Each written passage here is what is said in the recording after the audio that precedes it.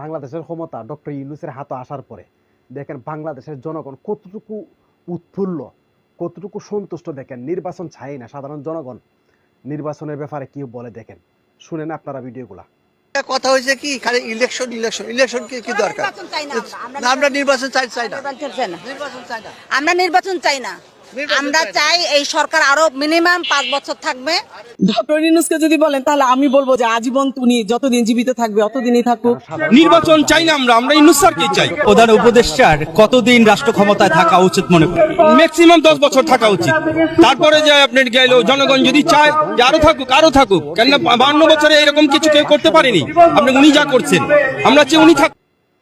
জনগণের কতটুকু আনন্দ দেখেন, প্রত্যেকটা জনগণ আনন্দের সাথে বলে আমরা নির্বাচন চাই না, ডক্টর ইউনূস আজীবন মৃত্যুর আগ পর্যন্ত সেই বাংলাদেশের মধ্যে থাকুক। কতটুকু জনপ্রিয় একজন ব্যক্তিত্ব হলে পুরো বাংলাদেশ তার পিছনে থাকে। আর এখন সেই ডক্টর ইউনূসকে সরাইয়ে দেওয়ার জন্য যে চক্রান্ত চলছে, এই চক্রান্তকারীরা কখনো সফল হবে না।